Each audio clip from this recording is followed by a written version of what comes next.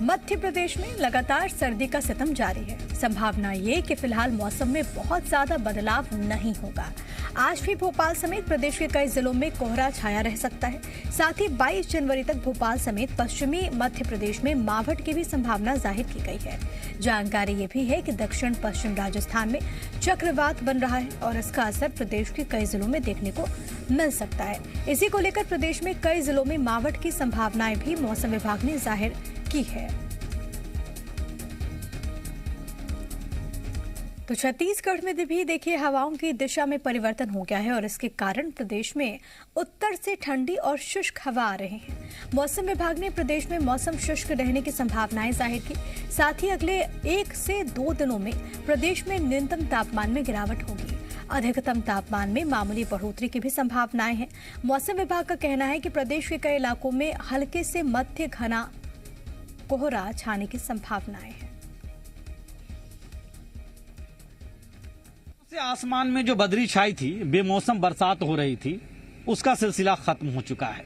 मौसम विभाग ने जो पूर्वानुमान जारी किया है उसके मुताबिक भी आज दिन भर रायपुर का मौसम रहने वाला है। न सिर्फ रायपुर बल्कि पूरे प्रदेश का मौसम कमोबेश शुष्क रहने वाला है। ये जरूर है कि न्यूनतम तापमान में गिरावट अगले 2-3 दिनों तक दर्ज की जाएगी। विशेष तौर पे अगर हम कहें तो उत्तरी छत्तीसगढ़ में ठंड का प्रकोप ज्यादा रहेगा।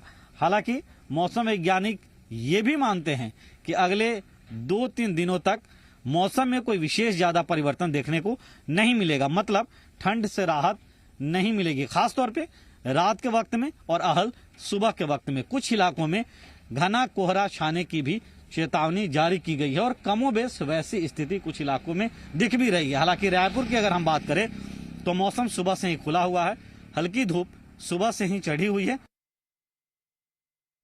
रतलाम जिले में तेज ठंड बरकरार है। कोहरा लगातार शहर सहित आसपास के इलाकों में छा रहा है।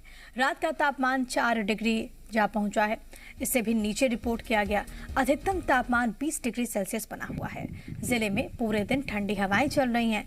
पिछले 3 दिन में लगातार ठंड के कारण पारा कम होता हुआ दिख रहा है। पाला पड़ने से किसानों की चिंताएं एक बार फिर से बढ़ गई हैं। किसानों का कहना है कि हालात अगर ऐसे ही बने रहें तो गेहूं चना में भारी नुकसान हो जाएगा। ठंड बढ़ती है तो कहीं ना कहीं किसानों के लिए थोड़ी मुसीबत और खड़ी हो जाती है। किस तरीके की दिक्कतें इन दिनों इस कोहरे और इस बढ़ती हुई ठंड के कारण आ रही है, उन किसानों से ही बात करते हैं जी। किस तरह की दिक्कत अब खेतों में आएगी? कौन सी फसल है जो इस तरीके से जो ये कोहरा गिर रहा है इससे दिक्कत आ सकती है?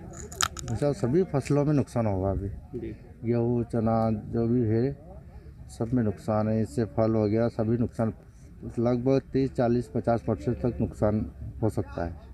तो क्या क्या फसलें हैं अभी खेत में और उनको क्या होगा? उसमें क्या फूल नहीं निकल पाएंगे? किस तरह की दिक्कतें देखने को मिलेगी अब खेतों के अंदर? अभी जो फूल है उनमें गेहूं में भी फूल आएंगे, उनका भी नुकसान है।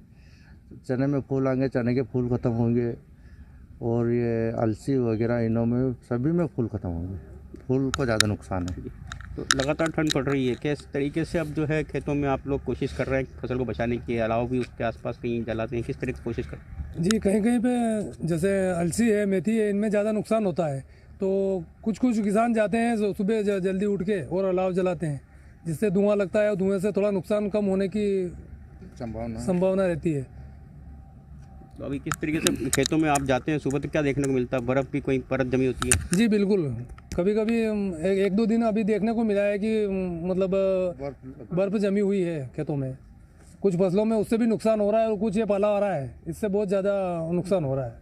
कितने दिन यदि अभी नहीं खुलता है या कितने दिन और रहता है तो पूरी तरह से जो है नुकसान हो जाएगा ये पाला? जिस तरीके से अगर 8 से 10 दिन तक अगर ऐसा ही चलता रहा तो यूँ मान लीजिए कि 50 से 75% नुकसान हो जाएगा फूलों को।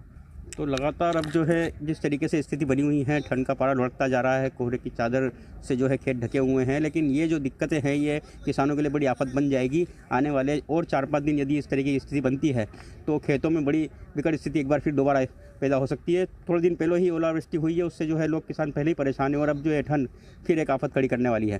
चंद्रशेखर सोलंकी, जी मीडिया, रतलाम। वहीं खरगोन में भी कड़ाके की ठंड जारी है। ठंड के साथ घना कोहरा छाया है।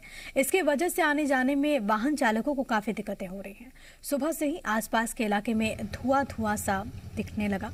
ऐसे में वाहन चालकों को लाइट जलाकर निकलना पड़ रहा है। लोगों का ये भी कहना है कि कोहरे की वजह से पास से भी कुछ दिखाई नहीं दे रहा।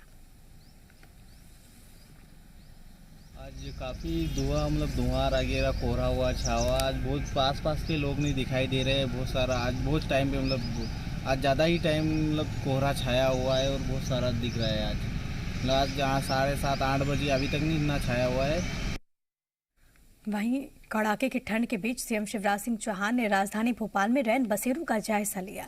सीएम शिवराज सिंह चौहान ने शाहजहानी पार्क में स्थित एक रैन बसेरे में पहुंचकर वहां पर व्यवस्थाओं का निरीक्षण किया। रैन बसेरे में जो लोग रुके हुए थे उनसे बातचीत की, हालचाल जाना। रैन बसेरे में 2 बीमार लोग मिले। सीएम ने फौरन अस्पताल में एडमिट करने के निर्देश दिए। इसके साथ ही सीएम ने दीनदयाल रसोई योजना की व्यवस्थाओं को देखा।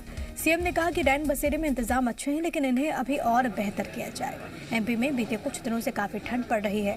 ऐसे में बेघर लोगों के लिए ठंड से बचने और रात में सर छिपाने के लिए रैन बसेरा बड़ा सहारा है। देश भी मुख्यमंत्री विशेषकर वो भाई जो मजदूरी करने आते हैं और कई बार सोने की जगह नहीं मिलती तो फुटपाथ पे ही सो जाते हैं। आज वो व्यवस्था देखने निकला हूं। यहाँ इस रैन बसेरे में मैं पिछले साल भी आया था। लोग यहाँ पे है और कंबल गद्दा उसकी व्यवस्था भी है, ओढ़ने की व्यवस्था है, अलाव भी जल रहा है। लोगों ने भोजन मिलता है यहाँ दीनदयाल रसोई केंद्र में, वो भी बताया है। अच्छी है और बेहतर करने की ज़रूरत है। मुझे लगा कि थोड़ा कंजस्टेड ज़्यादा है, इसमें जगह और बढ़ाने की ज़रूरत है, तो हम रैन बसेरी भी बढ़ाएंगे और यहाँ कैसे और ज़्यादा लोग ठीक से रह सके उसका इंतजाम भी करें।